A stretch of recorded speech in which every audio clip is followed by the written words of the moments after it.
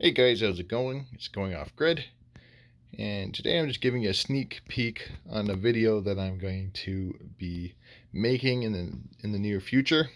I'm doing a big mashup inverter review, and I'm going to be testing each inverter. I'm actually missing one. There's a mystery inverter that's still coming in the mail. That's not here yet. And I'm going to be testing them all. So this is a 1500 watt Power Bright. This is a 2000 watt CN SWI power inverter. And then we got the 3000 watt power jack. I'm going to be testing all the sine waves, and I'm going to be doing a max load test of all the inverters to see which ones can output their power and which one cannot. I'm going to be testing the sine waves under load and all kinds of stuff. I'm going to test the no load current draw of all of them, including the mystery inverter that's not here yet. And I'm going to be showing you the insides.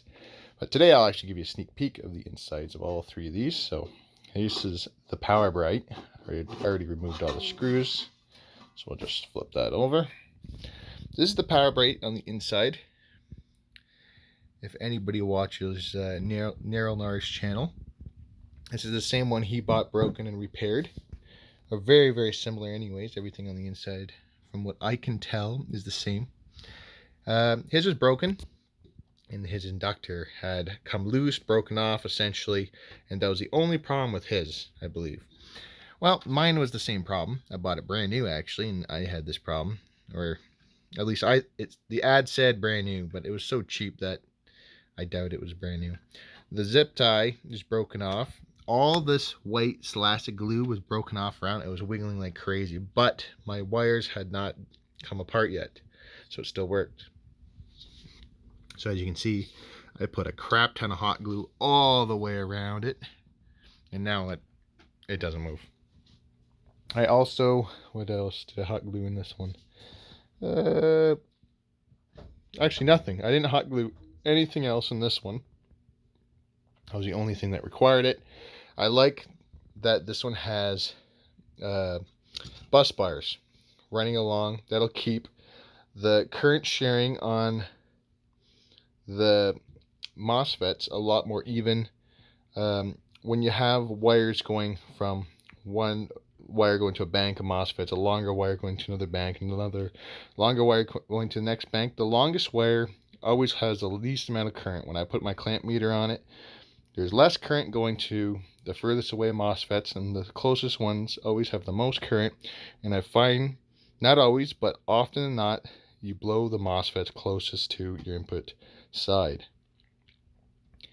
Sometimes you blow all of them. But yeah, I just wanted to, you guys see this? This inverter has 6 fuses at 40 amps each. That is insane. That's way overkill, especially for 1500 watts. It looks like we have some fusing before the switching stage, I believe. I think this is coming straight from the transformers before we go into the switching stage. I'm not sure exactly if that's what it is. I got to take a look closer. I just opened this, but if that's the case, if the output shorts, these will hopefully blow and not kill your input, but I don't know. Who knows if that would actually happen. This is the way this inverter was shipped. It didn't come with any leads or anything, so this was probably a used unit. And then we got the CN SWI power inverter. This one, I also took all the screws out. It is a much, much smaller form factor. This one's rated at 2000 watts. So 500 more on this. This one actually is rated for 1800 watts for 20 minutes and 1500 watts continuous.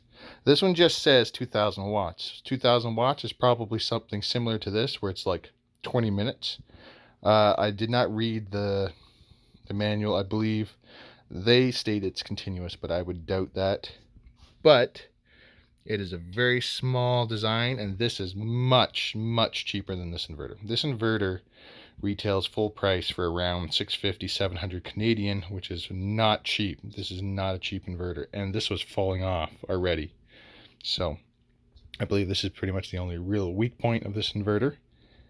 This inverter looks like the weak point is the output stage, because that's where they put the thermistor. So this will get hotter before the input stage. This, I took a bunch of glue. These were not glued down. I put a bunch of hot glue around it, and same with this gray box at the front here. I believe that's a filter. I put a bunch of hot glue around that, but other than that, everything, like their inductor, everything in here is really good, tight as can be. This is, I have to say, this is a 12 volt model. That's why it has so much fusing. 6 fuses at 48 volts. This is a 48 volt model. It's got 2 sets of fuses per transformer of 30 amps. Combined, so 15 amps per fuse. So 90 amps of fusing for this 2000 watt, which is around 4200 watts, I believe, at 48 volts. And then, what else have we got in here? Anything else to say? Oh, this one I really like because it has a hardwire feature. That's really nice to have, even though it's a smaller wattage inverter. Just like a lot of people like to use smaller inverters, like wired in their vans or in their cabins or whatever, if you're going to use that. Okay, we're moving to the power jack. A lot of you have already seen this, seen the insides of this. This is a totally different construction. This is a low frequency inverter. It uses a giant transformer on the front. All the switching and the MOSFETs are done on the lower voltage DC side. And these smaller transformed ones, these are doing the switching. So it does a switching on the low voltage side, and it also does switching on the high voltage side to turn it into a pure sine wave. This does it all on the low voltage side, I believe.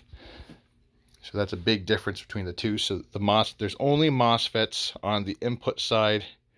There really is no MOSFETs on the output side. It's got a transformer that does most of that work. Brings it up to 120. So there's no output MOSFETs like these here. These little guys, or these are actually bigger MOSFETs, but you don't have MOSFETs that are doing switching at a super high voltage. All your switching is done is at a low voltage. So that's the difference between these makes. Do I have a favorite between low frequency and high frequency?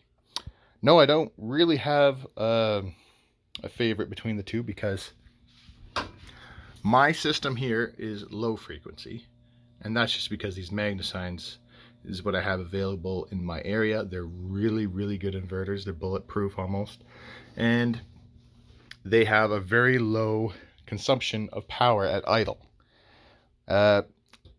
These high frequency inverters, they normally have a much lower consumption at idle than low frequency inverters do. So technically these ones should have less idle power than this one, but this one says it's 3000 watts, but as we tested in my earlier videos, is it can really only output half that. So this is a 1500 watt inverter, so this will be directly in comparison to this inverter, this other 1500 watt, and this inverter should be able to output more than this inverter. So we'll see. Anyways, this introduction is getting too long. Hope you guys enjoyed the video, and I hope you guys watch my mashup review.